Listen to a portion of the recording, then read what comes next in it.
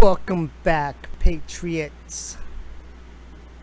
So, we just had a press conference with Kayleigh McEnany. I was monitoring it, but I stepped away from the computer and then I came back and I was like, oh shoot, it already started. And I just hit the record button, but I was unable to plug in my microphone. Like, I tried doing it during the conference because I wanted to make certain comments, but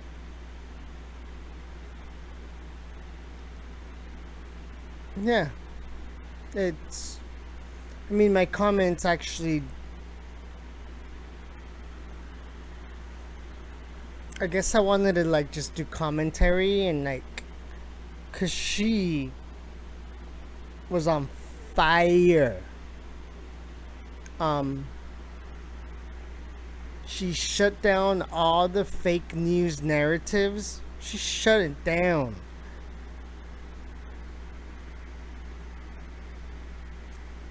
And I'm gonna post it. I'm gonna have to edit and post this before the video, and then you'll see the thing if you guys didn't catch it. You guys can watch it on the internet. Like, you don't have to watch it on my small, dumb, stupid channel.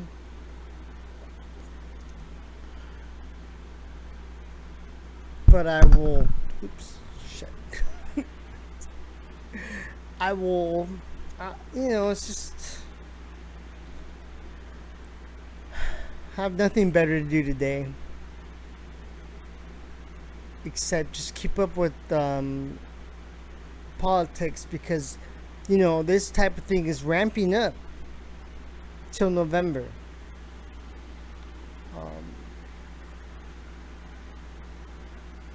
I don't know if you've seen my previous video where that person is just trying to beat down a person in blue, and then for him doing that, he gets attacked by other bystanders that are witnessing the situation. Alright?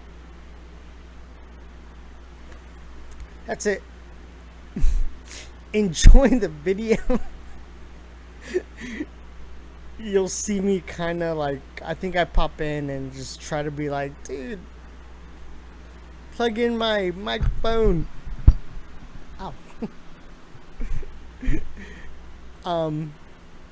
But yeah, that's it.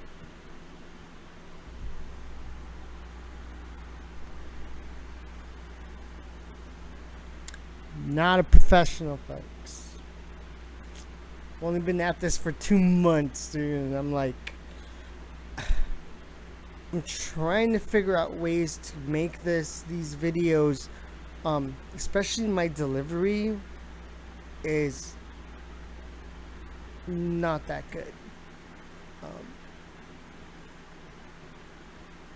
People like my videos, but they're like, your delivery's a little weak. And I can see where they're coming from, because I can concur with what they're saying. I don't have the strongest voice. I'm very soft spoken. I don't have a deep voice. I don't have my voice is very soft. But like I said, I work with what I have. And if it doesn't subside and appease any other person that even decides to listen to this channel, well, there's nothing I can do about that. Because I am not perfect. I can tell my voice isn't that loud spoken. Like, it's never been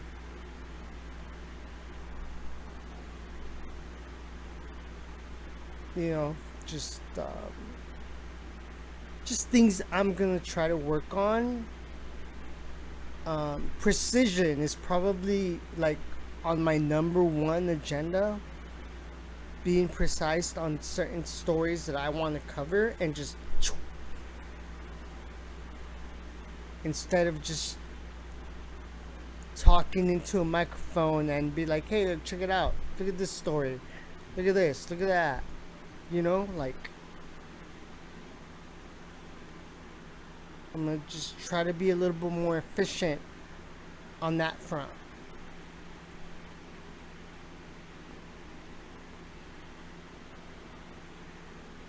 And I'll probably crank out another video today. I'll probably just skim through news and articles and Twitter world. Facebook delivers nothing. It's all just shit posting on Facebook, pretty much. But it's effective, and people do, even though they don't comment, you can tell that people still watch what you post.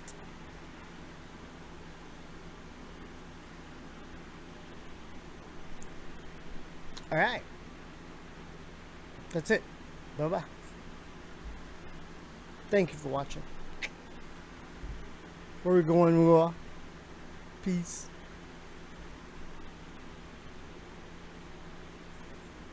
Because I have to add this to the previous video. So I'm not trying to make this longer than it needs to be. So thank you for those that appreciate what I do.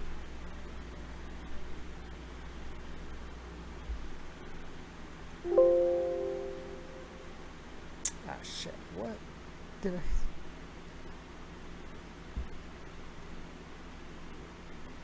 Oops, I hit the wrong button. What the what? Well-deserved honor for this president. President Trump's foreign policy will always be one of peace through strength, and that is what the American people are seeing abroad. Career politicians merely talk about the kind of results this president has achieved on the world stage. End endless wars, we hear that often. Not too often do we see it actually done. Today, the president and the Pentagon, the Department of Defense, are announcing a drawdown of troops in Iraq, just announced, from 5,200 to 3,000. We are getting our allies to pay their fair share. Now 9 NATO countries are meeting their 2% spending obligations. We've secured better trade deals for the American worker. President Trump negotiated the USMCA, the US-South Korea deal, ended the Trans-Pacific Partnership, brought back manufacturing jobs. President Trump has stood up to China. The Phase 1 China deal, also tariffs to hold China accountable, and actions to block Huawei. President Trump's also defeated terrorists. The ISIS caliphate is destroyed. Al-Baghdadi is no longer on the battlefield, along with Iranian General Soleimani. In addition to these priorities, President Trump has made peace a cornerstone of his recent foreign policy efforts. The peace deal between Israel and the United Arab Emirates led to the first flight from Israel over Saudi Arabia's airspace to the United Arab Emirates. The signing ceremony for this historic deal will be September 15th at the White House. President Trump has also brokered economic normalization between Serbia and Kosovo, a major breakthrough in this decades-old conflict. It's a fact. President Trump has broken the 39-year-old streak of American presidents either starting a war or bringing the United States into an international armed conflict, as a Great Washington Examiner piece headline read. These wins are possible because of the president's leadership and outsider perspective. President Trump addresses old challenges with new solutions and delivers results for the American people. And with that, I'll take questions. Paula. Kayleigh, thank you. I'd like to ask you about the Woodward interviews. Did President Trump intentionally mislead the American people about the threat of COVID, a pandemic that has now cost the lives of nearly 200,000 Americans? Absolutely not. This president, at a time when you're facing insurmountable challenges, it's important to express confidence. It's important to express calm. Always play it down. Is playing it down, is that expressing calm? It seems dishonest. It seems Can like you a read the lie. rest of the quote? That's how much they put in there. Oh, you excluded the last part. We'll play the full thing on 60 Please Minutes on do. Sunday. Do you deny Please that do you explain. misled the American Please, people of about course the I threat of deny this that. pandemic? And he makes clear that he doesn't want to see chaos, by the way, is the second part of the quote, which you failed to read. The president, just days after having this discussion with Bob Woodward, said this from this podium. On March 30th, he said, I do want them to stay calm. We are doing a great job. If you look at the individual statements, they're all true. Stay calm. It will go away, but it's important to stay calm. So this president does what leaders do, good leaders. It's stay calm and resolute at a time when you face an insurmountable challenge. That's what this president has It will done. not appear that the president lied to the American public about the threat posed by COVID. The president has never lied to the American public on COVID. The president was expressing calm, and his actions reflect that. On January 6th, the CDC issued a Wuhan travel notice before any confirmed U.S. cases, among a number of other actions. And I'd refer you to Dr. Fauci, who said that this president has an impressive response. I can't imagine under any circumstance that anyone could be doing anything more. That is the record of this president. John. Kayleigh, but how do you square the president's words to Woodward when he said, this is a very delicate one, it's also more deadly than even your strenuous flu, this is deadly stuff. And then just 2 weeks after he told Woodward that, he said, this is a flu, this is like a flu.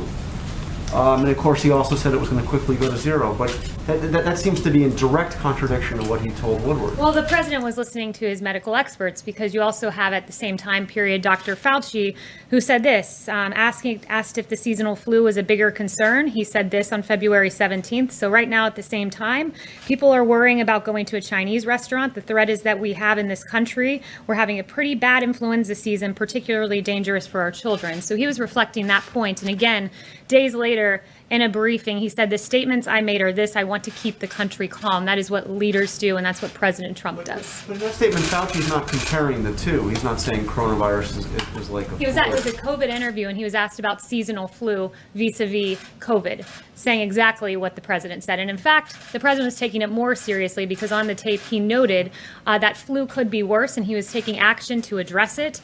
Once again, context matters. That 0 reported COVID cases. The CDC was implementing public health screenings. House Dems were preparing to file their first briefs in impeachment. 1 reported case, CDC, when there was 1 reported case, the CDC was activating an emergency operations center while Pelosi was releasing a statement criticizing McConnell over impeachment. On January 31st, the president issued a travel ban on China, one that the former vice president called xenophobic. That's what Democrats were doing while this president was acting, and his actions reflect the seriousness with which he took COVID-19. Yes, Kayleigh, Jeff. you quoted Dr. Fauci. Dr. Fauci is also apparently on the record saying of President Trump that his attention span is like a minus number and his sole purpose is to get reelected. That's according to veteran journalist Bob Woodward. I think the bottom line here is that the president, by his own admission in private on the record, acknowledged the depth of this crisis and yet told the American people something very different. How is that, at its core, not an abject betrayal of the public trust? The president has always been clear-eyed with the American people. He was always clear-eyed about the lives we could lose. Again, from this podium, he acknowledged that this was serious back in March, that 100,000, 200,000 lives could be lost. And with regard to Dr. Fauci, you're referring to a quote he allegedly told Bob Woodward, and I can give you quotes that we can all play on loop and video of him saying that this response was impressive, and he can't imagine anyone under any circumstance doing anything better. Dr. Fauci saying this: I can just tell you, the president, the first and only time I went and said, you need to do mitigation strongly, the response was, yes, we will do it. The second time I went with Dr. Birx to the president and said 15 days to slow the spread are not enough, we need to go to 30 days. Obviously, there were a lot of people who had problems with that because of potential secondary effects. Nonetheless, the president went with the health recommendations. So there's a long litany of praise from Dr. Fauci, and you're referencing something he allegedly told Bob Woodward. It's on tape. It's on tape, Kayleigh. Well, I'm The reading to you what Dr. Fauci has said very publicly for all to see, and we can all play those video clips. I can get them in your inbox. President Trump on February 7th says it's deadly stuff about coronavirus. In private, on the record. In public, though, February 28th, he says, one day, it's like a miracle, it will disappear. Well, It's one thing to, as a public figure, not to try to incite panic. It's a very different thing, respectfully, to lie and mislead the American people about a crisis that has claimed nearly 200,000 American No one lives. is lying to the American people. One day COVID will go away. I think we can all hope for that day. We will have a vaccine because of this president tearing through bureaucracy to get a safe and effective vaccine. One day it will go away. That is a fact. It is not inciting fear. This president has expressed calmness from this podium, mobilized the greatest mobilization of the private sector since World War II, got more tests than any country in the world on COVID, a vaccine, which, by the way, it'll be a record for a novel pathogen. The timing of this vaccine, should we get it by the end of the year or should we get it even 3 years, which was the timing of Ebola? This president has done an unprecedented job dealing with COVID, one that Dr. Fauci even acknowledged. And like I said, I will get you that clip to your inbox. Yes. Kayleigh, you mentioned a few minutes ago that this was an insurmountable problem. I think that's quite a point of dispute. If you look around the world, the United States leads the world in confirmed cases, in deaths from COVID-19. So doesn't the president have responsibility for that record as well as the testing and the vaccine development that you're just talking about? No, when you've looked at the rest of the world, in particular, the case fatality rate in the United States is about 3%. The world is 3.3%. The UK 11.9%, France 8.8%, Belgium 11.2%, and you can go through the various Western world countries that have dealt with COVID, and we've done a very good job. The case fatality rate notes that, and that's a testament to our therapeutics that the president has navigated. The U.S. is still of course, very The case fatality rate is the metric that shows how well our response has done with therapeutics, and we are leading the world in having the lowest case fatality rate. It's a very important metric and one that's a testament, once again, to a president who ripped through barriers, getting us from remdesivir, convalescent plasma, and other very good working therapeutics. You mentioned the president is very focused on the response there. Then why did the president have thousands of people, many not wearing masks at a rally last night in a state that has limited outdoor gatherings to 50 people? Why is he going to Nevada this weekend to hold similar outdoor rallies, gathering these large numbers of people in violation of his administration's own guidance and of the best advice and guidance of local officials who he has said should have the final say in these matters? People have a First Amendment right, if they so choose, to show up and express their political opinion in the form of a peaceful protest, which is what the president held. And there's a real double standard here. CNN had on a guest, apparently a doctor, Rob Davidson, who said, now true, there are social distancing issues with regard to the protests we've seen around the country. However, this is a public health crisis. They are marching against systemic racism. So if you're allowed to march in aggregate in those protests, you are also allowed to show up at a political rally. You have a First Amendment right in this country. Have a responsibility to keep people safe. Mario.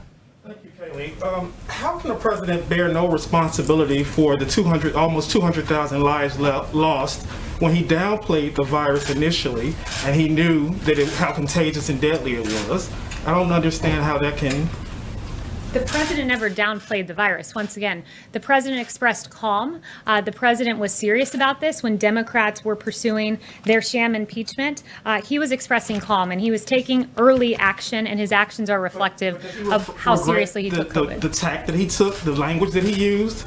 No. You said that he used hopeful language. Does he regret that, given where we are now? No, this president embodied the American spirit that when we face a challenge, a crisis, a pandemic, we come together. We can be optimistic. We can be serious about it. We can take it seriously with our actions, which is exactly what this president does. It's why we lead the world in testing, doing far more than the number 2, which is India. He took this seriously, but he still expressed calm. Our food supply chains were at risk, that we could not have mass runs on grocery stores. The markets, also the economy was in play here. We didn't want there to be a huge crash and panic. He expressed calmness from this podium, but he has always taken it seriously, and the response, an unprecedented response, really reflects that. Yes. Thanks, Kayleigh. I wanted to ask you about the AstraZeneca trial. So does that throw a spanner in the works that they've halted those trials in terms of getting a vaccine quickly? And then I have a follow-up.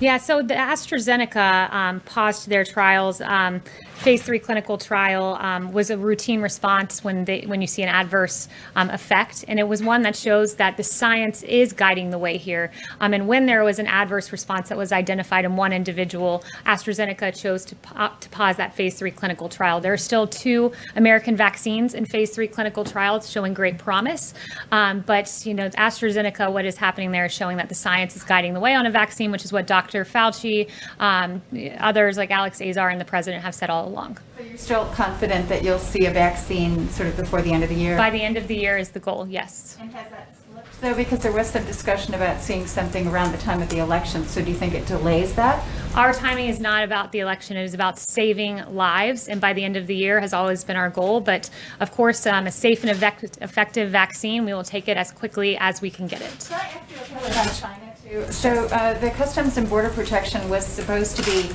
announcing, or said that they would announce, a ban on imports of many products from Xinjiang province in China as a result of the human rights abuses there against the Uyghurs.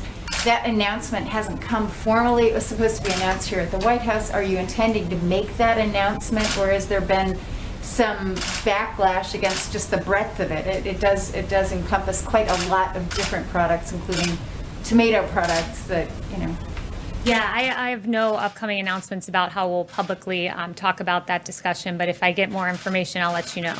Yes. Can I ask you about Nevada, please? Sure. It's my understanding that the 2 rallies this weekend in Nevada have been canceled because of Governor Sisolak's order preventing events of 50 people or more. Does the president have a reaction?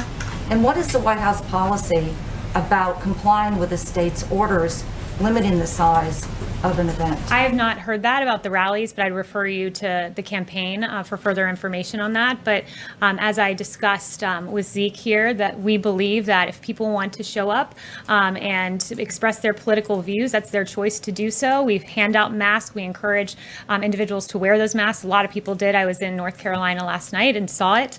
We give out hand sanitizer, but at the end of the day, if you want to join a peaceful protest, you can do so. And there's no reason, just like the protests we've seen in the streets, you can't show up and express your political view at a rally.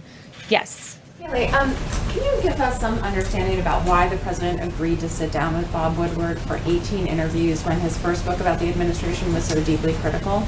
Because he's the most transparent president in history. Okay, sorry, one more follow-up. When do you expect that we'll get the short list of who the president is considering for the SCOTUS picks, and what's the criteria that he's using to assemble that list? Yeah, that's a good question. You'll get that list in short order. The president is very excited to share who he would nominate to the Supreme Court, and what will guide his choices are people who follow the Constitution. He wants Constitution-abiding judges. He wants textualists who believe the words of the statute actually are what they are, not subject to interpretation. He wants judges guided by the Constitution, judges in the ilk of the 2 that he's nominated, like Justice Kavanaugh and Gorsuch. Yes. Thanks, Kayleigh. Did the president or anyone at the White House have conversations with the Department of Justice about their decision to intervene in the Eugene and Carroll lawsuit? And if so, what were the nature of those conversations? I'm not aware of any discussions that have been had. The president has claimed he signed the Most Favored Nations executive order on prescription drugs. He mentioned this again last night. We haven't seen the text. Has he actually signed the EO? And if so, when will we see the text? And can you tell us what the status of negotiations are with pharma? Yeah, so the EO, I believe he's referring to there is the previous one he's signed. A provision of that was Most Favored Nation, which means that for Medicare programs, you have 2 ways to get prescriptions, Part D or Part B. Part B are drugs you would receive at the doctor's office, and the executive order tells the secretary to peg prices for Part B to a Most Favored Nation price to make sure that American citizens are getting their medications at a price equally as cheap as other countries. So that was the initial EO I believe he was referring to, but any updates, I'll let you know in the upcoming days.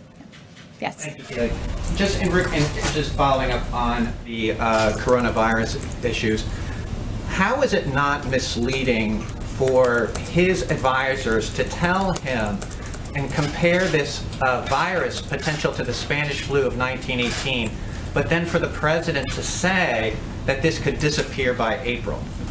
The president, again, was expressing calm. The president was hopeful that, COVID that we would be able to manage this and handle it in a way that we can make it go away as quickly as possible. And the president rose to the occasion and did just that. This was a lot more. By the way, it's worth mentioning the misleading that the WHO and China did on this.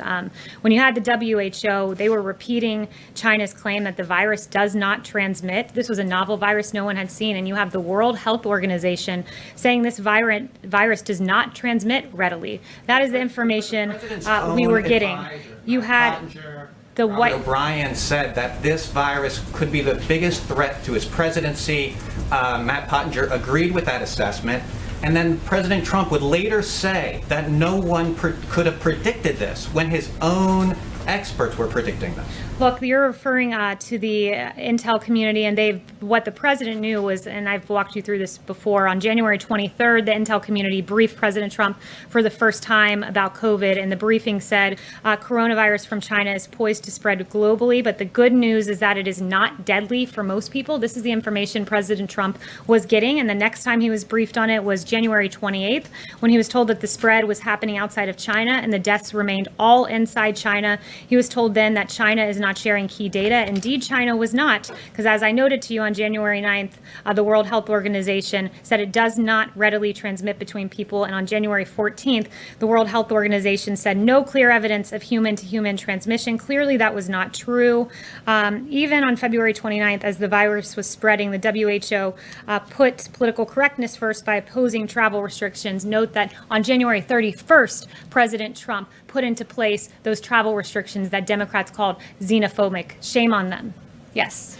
Kayleigh, on the same day the president tweeted that the virus would become weaker when the weather started getting warmer, he told Bob Woodward it was going to be deadly stuff. So why does Bob Woodward get the president's unvarnished opinion when the American people don't? He was giving Bob Woodward the same opinion he gave from the podium. And he said, I am here. I want to express calm. That is what a leader does. He has always shared the facts. He has always been forthright. And he's always followed the advice of his medical experts, like Dr. Fauci, who called his response impressive. Yes. He never said this was deadly stuff. Yes. The American people. Yes, he did. He acknowledged that hundreds of thousands could die, and he took the right response, which was to temporarily shut down the country, saved millions of lives, and so too of his therapeutics, so too will the vaccine that's being developed. Yes. The protests in Belarus continue, as well as the crackdown on the opposition. What concrete steps the president is going to take to support Belarusians in their struggle for democracy and to stop human rights abuses? Yeah, it's another very good question. The U.S. is extremely concerned by continued human rights violations in the wake of Belarus's election. Reports of opposition figures being kidnapped, forcibly expelled, or otherwise threatened are just a few of the many methods that the Belarusian government is using in its attempts to deny freedom of speech. The U.S. is working with our international partners to hold all of those committing these abuses accountable, and we call on the Belarusian government to release all who are being unjustly detained. As for the election there was not a real election. It was neither free nor fair. It was fraudulent. The massive number of Belarusians protesting peacefully makes clear that the government can no longer ignore the people's calls for democracy. Yes. Kayleigh, how is the president keeping his promise of ending endless wars if this announcement on Iraq is just a drawdown, not a withdrawal? There are still troops in Afghanistan, Saudi Arabia, Bahrain. There's still troops. It's not really keeping the 2016 promise, is it? The president's drawing down our troops. These things take time. We want to ensure that the Iraqi security forces are well trained, and our U.S. troops have done a magnificent job doing just that. We believe that now is the time when we can make this drawdown, keep the country stable because of the training that our troops have done. So, of an attempt to kind of try and make it look like the promise is being kept in advance of the election? No, not at all. This is an expression that we believe that Iraqi security forces can do this alongside the troops that will remain there. And the facts tell the story that this president broke the 39-year-old streak of American presidents either starting a war or bringing the United States into an international armed conflict. So unlike past presidents, this president has prioritized peace through strength, which is his foreign policy. Just one really quick follow-up. Just really quick follow-up. Chanel. Sorry. just on the breaking the 39-year trend, how does that work if the president sent troops into Saudi Arabia? Chanel. Kayleigh, thank you. With Kosovo and United Arab Emirates, these are Muslim-majority countries spanning 2 continents now, each bringing some kind of agreement with Israel towards peace. So my question is 2 points. Number one, have the Palestinians opened up any kind of discourse with the White House as to their reaction to these developments with Israel and Middle Eastern countries? And number two, have the Palestinians actually expressed any interest in distancing themselves from Iran in the interest of Middle East peace? Yeah, through the deal, President Trump made additional progress on reaching peace in the Middle East. Kosovo and Israel agreed to mutual recognition and normalization of ties, and Serbia committed to moving its embassy to Jerusalem only a few weeks after the historic Abraham Accords between Israel and the United Arab Emirates. This is another huge step forward for broader peace in the Middle East and the rest of the world. I'd refer you to the Palestinians for their reaction, but it is quite telling that this historic agreement between Serbia and Kosovo addressing a decades-long conflict was only mentioned one time on CNN and one time on MSNBC. Yes. Thank you, Kayleigh. I wanted to ask about the Winter Olympics in Beijing in 2022. More than 160 human rights groups have called on the International Olympic Committee chief to revoke the Games from Beijing. Would President Trump support an American boycott of the Games over the Chinese regime's human rights abuses?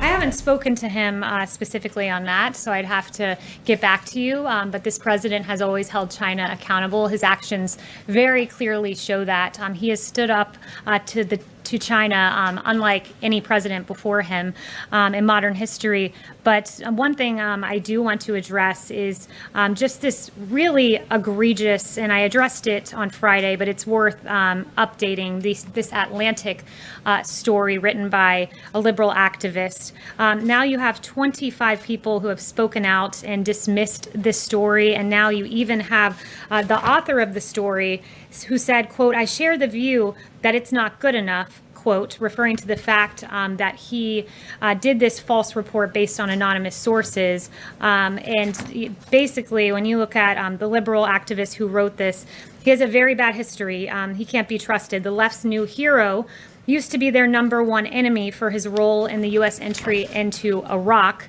Indeed, in the early 2000s, this author was then at the New Yorker, and he extensively wrote on the possible links between Iraq and al-Qaeda, a suggested link that was key behind the decision of U.S. involvement in Iraq. He relied on people who, in his words, quote, "seemed to me to be credible," who said that they had information about such connections between al-Qaeda and Iraq. And Goldberg's reporting simply backed up his view that the U.S. should invade Iraq. In Slate in 2002, this author argued in favor of the U.S. invading Iraq. And later, he even admitted that he knew people blamed him for helping to get the U.S. into the war. He wrote a sarcastic piece saying, yes, I know I started the Iraq War. His reporting cannot be trusted, as noted by the fact that 25 people have come out on the record dismissing his report, the report by a liberal activist. Thank you. Kayleigh, can we get some more questions?